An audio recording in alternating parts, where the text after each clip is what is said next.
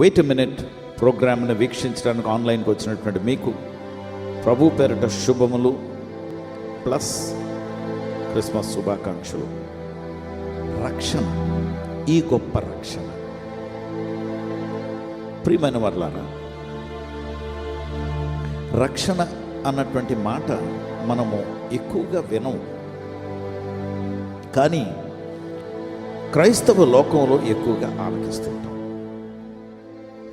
మనము ఈ రక్షణ అంటే ఏంటి అంటే, ఎక్కడి నుండో ఎవరి దగ్గర నుండో ఎవరో మన మీద దాడులు చేస్తుంటే, మనల్ని పాడు చేయాలని చూస్తుంటే వారి దగ్గర నుండి రక్షింపబడటం రక్షణ.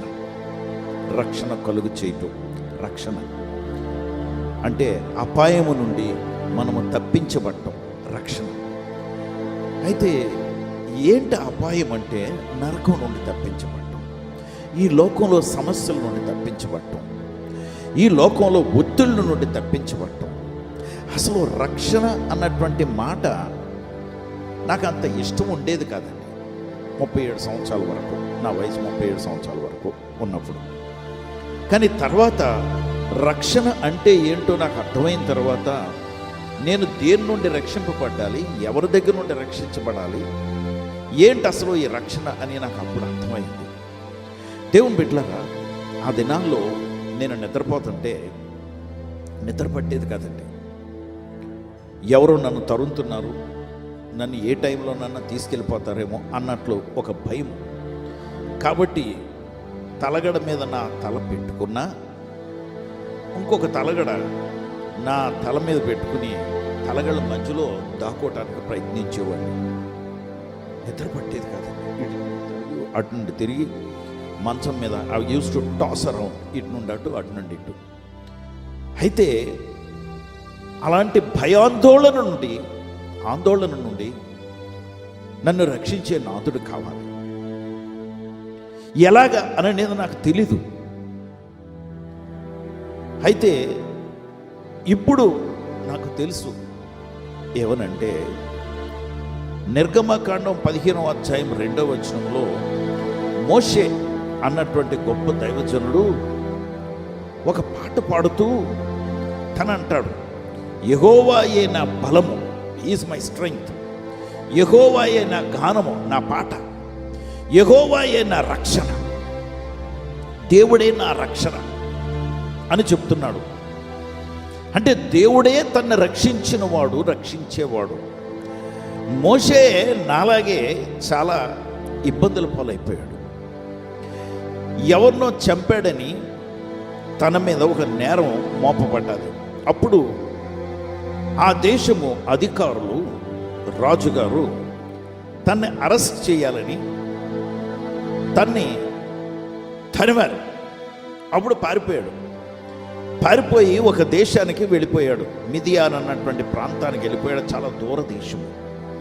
అక్కడికి వెళ్ళిపోయి ఒక ఆయన ఉద్యోగం ఇచ్చాడు ఆయనకి, గొర్రెలు కాయటం. ఆయన గొర్రెలు కాస్తూ, చాలా అందగాడు, మంచి హైట్ ఉన్నాడు, మంచి నైపుణ్యతలు కలిగి ఉన్నాడు, ఇతను తీరు చూస్తే చదువుకున్న వాళ్ళ ఉన్నాడు అని కూతుర్నిచ్చి కూడా పెళ్లి చేశాడు. అయితే దేవుడు తర్వాత మోషేని దర్శించి దేవుని ప్రజల్ని రక్షించడానికి మోషేని నాయకుడిగా పంపిస్తారు. దేవుడు సిద్ధపరిచి 40 సంవత్సరాలు అరణ్యంలో తనని సిద్ధపరుస్తారు దర్శించిన తర్వాత. అయితే మోషే గొప్ప నాయకుడైపోతాడు.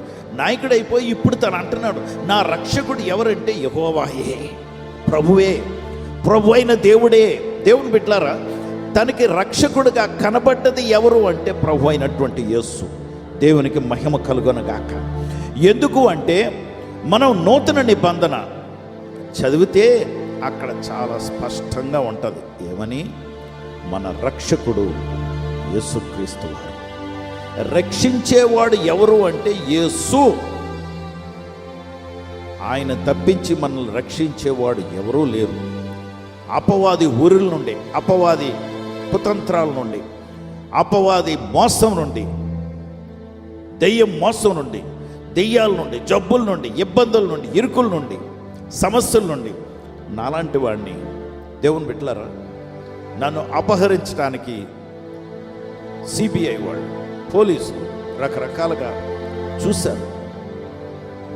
కానీ ఎన్ని రకాలుగా వారు ప్రయత్నించినా, కోర్టులో కేసు వేసేసినా, నన్ను తర్వాత తీసుకెళ్ళి కోర్టులో కేసు వేశారు. సిబిఐ కోర్టులో హైదరాబాద్ కేసు కొట్టేశారండి నా మీద.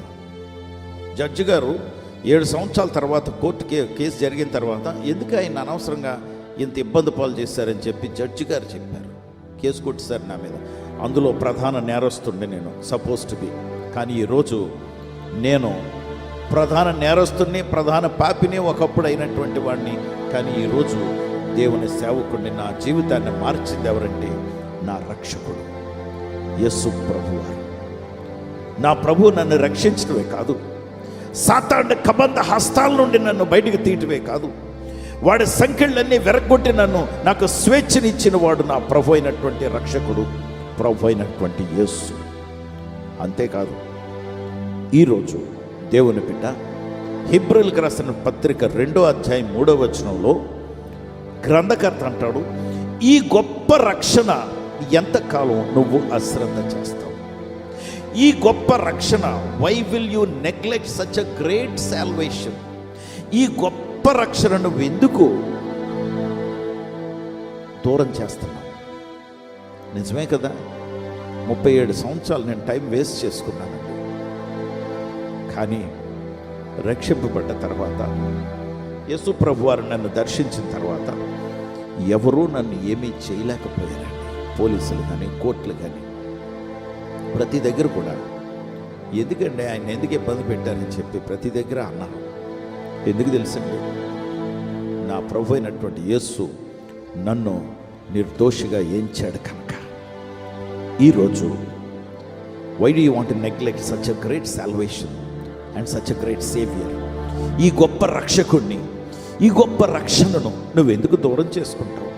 చేతులు జోడించి నమస్కరించి, ఈ భూమి మీదకి నీ కొరకే వచ్చాడు.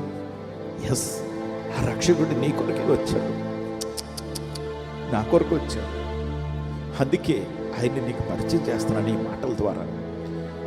నువ్వేం చేయాలంటే, ప్రభా ఆయన్ని రక్షించవడు కదా, రక్షకుడా యేసయ్యా నన్ను కూడా రక్షించవా అని నువ్వు అడిగితే చాలు, నిన్ను రక్షిస్తాడు.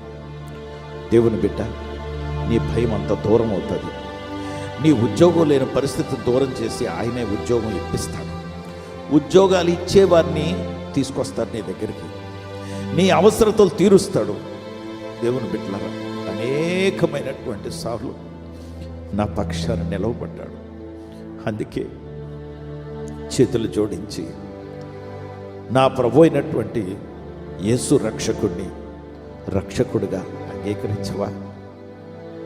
ఆయన ఈ భూమి మీదకి నిన్ను అర్థం చేసుకోవటానికి మనిషిగా పుట్టినవాడు. ప్రభువా, నీ బిడ్డలకి నిన్ను పరిచయం చేశాను, రక్షకుడు నీవని ప్రకటించాను. దయతో నీ బిడ్డలను రక్షించవా ప్రభువా? వారికి ఉన్నటువంటి ఇబ్బందులు ఏంటో నాకు తెలియదు, నువ్వు రక్షించగలిగిన సమర్థుడవు అని మాత్రం నాకు తెలుసు.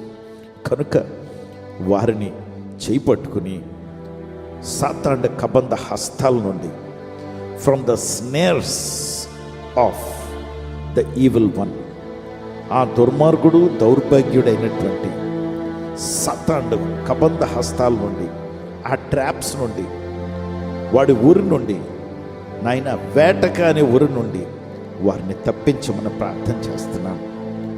యేసయ్యా కనికరించండి, నీ బిడ్డలు రక్షించండి. యేసు నామములో ప్రార్థించి వేడుకొంచున్నాం తండ్రి, ఆమేన్.